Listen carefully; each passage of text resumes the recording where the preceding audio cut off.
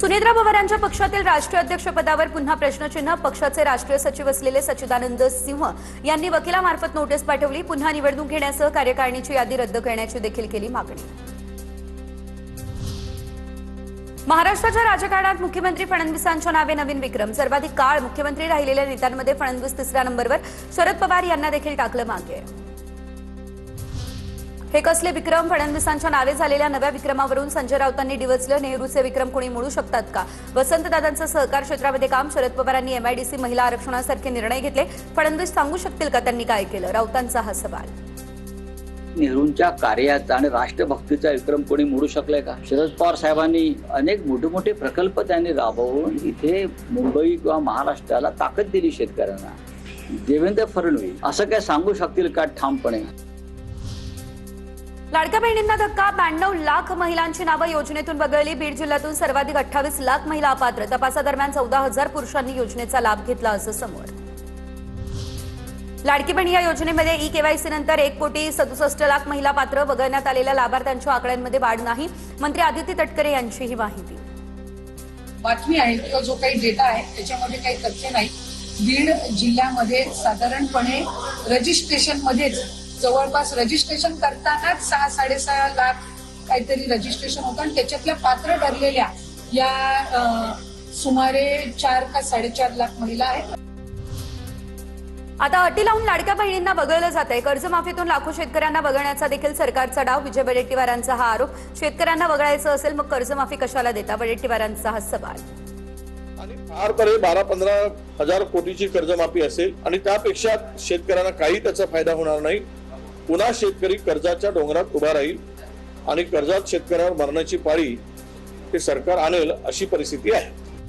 काँग्रेस आणि ठाकरेंच्या सेनेने नेहमीच लाडक्या बहिणीला विरोध केलेला आहे, पण लाडकी बहीण योजना कधीच बंद पडणार नाही। लाडक्या बहिणींचा आशीर्वाद महायुती आणि देवाभाऊंच्या पाठीशी आहे। भाजपचे प्रवक्ते नवनाथ बनी यांची प्रतिक्रिया।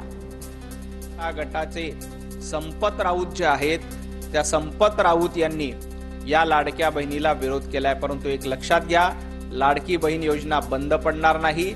या लाडक्या बहिणीचे आशीर्वाद हे महायुतीच्या पाठीशी आहेत, देवाभाऊंच्या पाठीशी आहेत।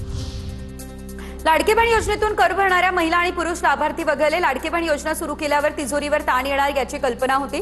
लाडकी बहीण योजना बंद होणार नाही, मंत्री संजय शिरसाट यांची ही प्रतिक्रिया। शेतकरी कर्जमाफीपोटी कोल्हापूर जिल्हा बँकेला 611 कोटी अनुदान। वैद्यकीय शिक्षण मंत्री हसन मुश्रीफांची माहिती। मुख्यमंत्री आणि दोन्ही उपमुख्यमंत्र्यांचे मानले आभार।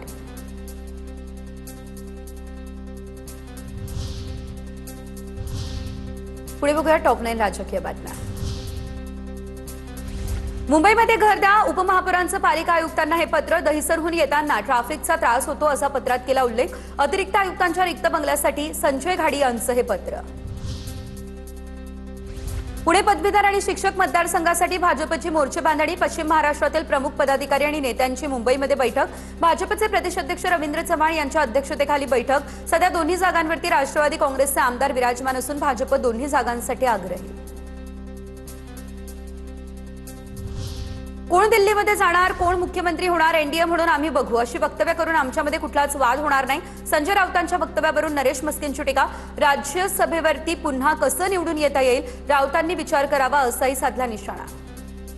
हे बघा, दिल्लीमध्ये कोण जाणार, कोण नाही जाणार, कोण मुख्यमंत्री होणार ते आम्ही एनडीए बघू ना। आमच्यामध्ये अशा पद्धतीची वक्तव्य करून काही वाद होणार नाहीये, काही भांडणं लागणार नाहीये।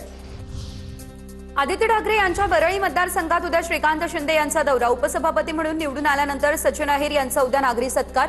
वरळी बीडीडी समोर सत्कार कार्यक्रमाचं आयोजन।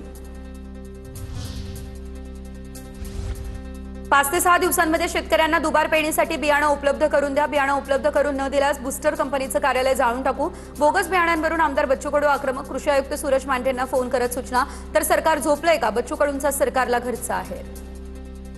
आता तर गेले ना मेले ना बिचारे, आता सरकारनं समोर आलं पाहिजे ना। मग तुमच्या कायद्यात तरतूद नाही तर सरकारला प्रस्ताव पाठवा मदतीचा, का जेवढं नुकसान शेतकऱ्याचं बियाणामुळे झालेलं आहे ही तर काळजी सरकारची आहे ना। सरकार काय झोपी जातं का?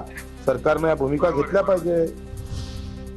माझी बदनामी करण्याचा प्रयत्न होतो, यामागचा सूत्रधार जाहीर करणार। गिरिजाने तेव्हा पोलिसात धाव का घेतली नाही? विनायक राऊतांचा सवाल. गिरिजाने 12 कोटींची मागणी केली होती. कोर्ट जेव्हा बोलवेल तेव्हा कोर्टासमोर हजर राहणार. पत्रकार परिषदेत विनायक राऊत यांचं हे स्पष्टीकरण. मध्ये जे षडयंत्र रचलं जाते त्याचा सूत्रधार कोणत्या पक्षाशी रिलेटेड आहे ते मी काही दिवसानंतर पुन्हा एकदा सांगेन तुम्हाला. पण साधारण गेल्या महिन्यातच आमचं असलेलं संरक्षण हे पूर्णपणे काढून टाकलेलं आहे. मागणी आम्ही केली, त्या मागणीला सुद्धा त्यांनी नकार दिलेला आहे. विनायक राऊतांचं पोलीस संरक्षण काढलं. संरक्षण कायम ठेवण्याची विनायक राऊतांची पत्राद्वारे मागणी. संरक्षण शाखा 1 कडून ही मागणी अमान्य. संरक्षण पुन्हा देण्यास नकार. विनायक राऊतांची सून सपशेल खोटं बोलतीये. त्रास दिला जात होता हे समजायला गिरिजा राऊतला 8 वर्ष का लागले? किशोरी पेडणेकर यांची प्रतिक्रिया. गिरिजा राऊतचा वकील हा भाजप पदाधिकारी. पेडणेकरांचा आरोप. जी मुलगी आहे सून ती आता सपशेल खोटं बोलते. नवऱ्याबरोबर 8 ते 9 वेळा परदेशी वाऱ्या झालेत. त्यांच्या इंटरनल काय असेल, ही क्षमता आहे नाही आहे हे कळायला तुला 8 वर्ष लागली.